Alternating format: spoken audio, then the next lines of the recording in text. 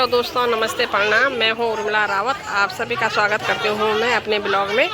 कैसे हैं आप लोग? आई होप आप बहुत ही बढ़िया स्वस्थ और मस्त होंगे और अपने कामों में व्यस्त होंगे। तो दोस्तों, इस समय मैं पहुँच रखी हूँ धरना स्थल पर, और धरना स्थल है श्रीनगर पीपल चौरी में। और धरना का आज 86वां दिन है और धरना लगातार जारी है। जब तक इन बहनों का पेमेंट नहीं होता है तो तब तक धरना चलता रहेगा। और अभी मुख्यमंत्री धामी जी ने आश्वासन दिया है कि पेमेंट हो जाएगा, पर जब तक उनका पेमेंट नहीं होता है तब तक धरना लगातार जारी रहेगा और एक दिन भी धरना बंद नहीं रहेगा। तो प्लीज़ आप सभी लोग इनका सपोर्ट करें और ज़्यादा से ज़्यादा लोग इनको सपोर्ट करते रहें और धरने में लगातार आते रहें। तो देख लीजिए इन बहनों की आप बीती सुनिए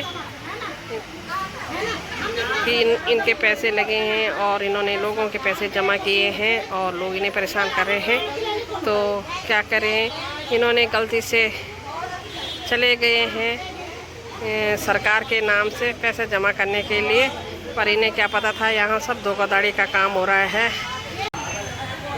और आज धरने का है 86वां दिन। 86 दिन हो चुके हैं धरना का और ये लगातार धरना जारी है। और जब तक इनके पैसे नहीं मिलते हैं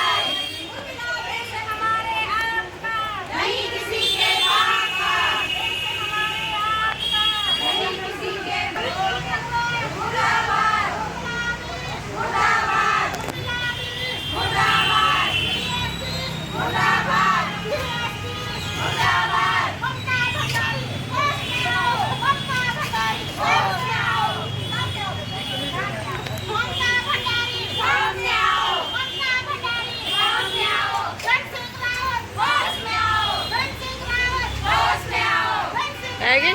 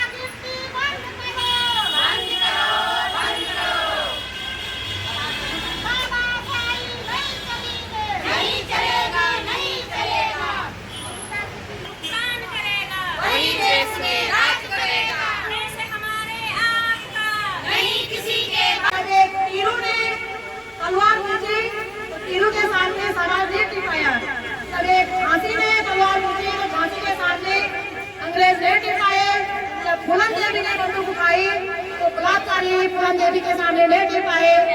जब सावित्रीबाई फूले ने कलम उठाई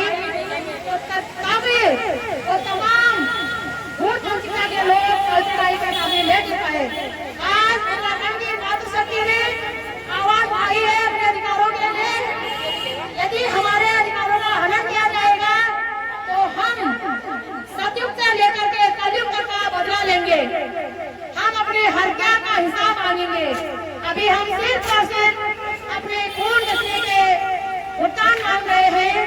यदि सरकार जल्दी जागी नहीं तो हम लोग जो हमने त्याग आपके लिए किया है, जो अपने रक्त से आपको सींचा है, जो खून से आपको बड़ा बनाया है, जो वोट से आपको पतना में बिठाया है, जो टैक्स भर करके आप लोगों का घरवा चला रहे हैं, प्रत्येक चीज का हिसाब दिया जाएगा और आपको जवाब देना पड़ेगा। या तो जवाब दोगे या फिर खाली करोगे। पहले तो हमारे मानना है कि आप लोग सांसद में जनता के सेवक हो, आप हमारी क्यों नहीं सुनोगे? आपकी इतनी हिम्मत नहीं होनी चाहिए कि आप जनता की नहीं सुनोगे। यदि जनता की जनप्रतिनिधि नहीं सुनेंगे तो और कौन सुनेगा? कायदे से यह होना चाहिए था कि जो कुछ भी प्रोग्राम जनता के सामने है, जनप्रतिनिधियों को स्वयं आकर के जनता को पूछना चाहिए था कि मेरी माँ बहन बेटियों, हमारे नागरिकों, आपको क्या परेशानी है? आप क्यों बैठे हुए हो? आप क्यों चिल्ला रहे हो? आप क्यों रो रहे हो?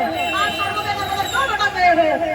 लेकिन पिछले 68 दिन से हम अपनी वीर जगत सिंह गढ़वाली के स्मारक से चला रहे हैं, उस महानुभूति के स्मारक से, उस महापुरुष के स्मारक से चला रहे हैं जिन्होंने अंग्रेजों को लोहे के कड़े चलाने पर मजबूर कर दिया था, जिन्होंने अंग्रेजों को घुटने टेकने पर मजबूर कर दिया था।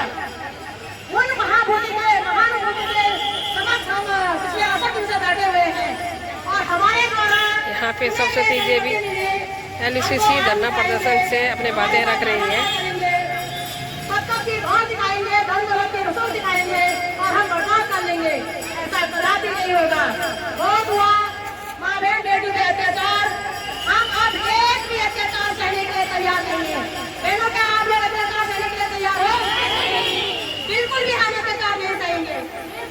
हम अपने वोट का हिसाब मांगेंगे, जो हमने वोट दिया उसका हम हिसाब मांगेंगे, जो हमने टैक्स भरा उसका हिसाब मांगेंगे, जो हमारे साथ अन्याय हुआ है हम उसका जवाब मांगेंगे। ये गलतफहमी में है कि महिलाएं बोला सिर्फ झंडा उठाने के लिए होती है और महिलाओं का सिर्फ इस्तेमाल किया जाता है। हम अब पूरे न केवल उत्तराखंड में, पूरे देश में मातृशक्ति का इस्तेमाल नहीं होने देंगे और मातृशक्ति को उनके अधिकारों के लिए लड़ने के लिए सशक्त बनाएंगे। मातृशक्ति पहले से सशक्त है, थोड़ा सा अपने शक्ति को भूल चुकी है, थोड़ा सा अपने अस्तित्व के प्रति उदासीन है, लेकिन पिछले 68 दिनों से हम मातृशक्ति के विरोध में हाथ खड़ा कर रहे हैं, उनकी शक्ति को जगाने की कोशिश कर रहे हैं और लगभग मेरा पूरा उत्तराखंड जा चुका है। शासन प्रशासन गलत नहीं बना रहे कि वो बदतमीजों की ओर दिखाएंगे। पूरा उत्तराखंड इस समय जा चुका है, उत्तराखंड की मातृशक्ति जा चुकी है, वो समझ चुकी है कि हमारा काम सिर्फ इस उंगली से वोट देना नहीं है। इस उंगली से वोट दिया, पता हमारा विकास क्यों नहीं हुआ, पता हमारी न्याय सुरक्षा क्यों नहीं हुई, पता आपने ठगों को हमको ठगने के लिए परमिशन क्यों दिया, पता आपने उसकी मॉनिटरिंग क्यों नहीं की, पता आपने ठगों को क्यों बनाने दिया, और आज पता आज जनता के समस्या का समाधान क्यों नहीं कर रहे हो। जवाब तो आपको देना ही पड़ेगा। यदि ईमानदारी से दे दोगे ये गलत होगा, तो हम नहीं चाहते कि हम अपने द्वारा चुने गए जनप्रतिनिधियों को खुशी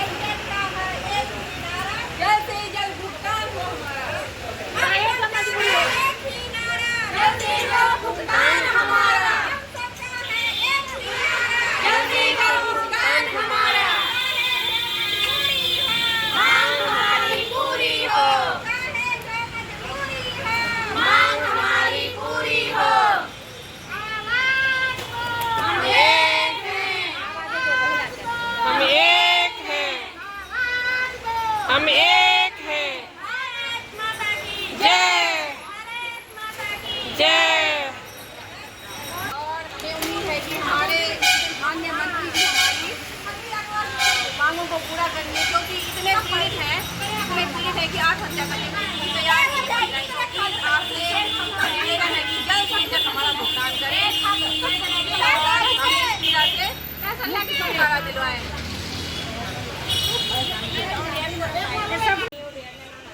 हेलो दोस्तों, कैसी लगी आपको मेरी वीडियो? अगर आपको मेरी वीडियो अच्छी लगी तो please like, share, comment and subscribe ज़रूर कीजिए। और फिर मिलती हूँ मैं आपको नेक्स्ट वीडियो के साथ, और तब तक के लिए बाय बाय। जय देवभूमि, जय उत्तराखंड।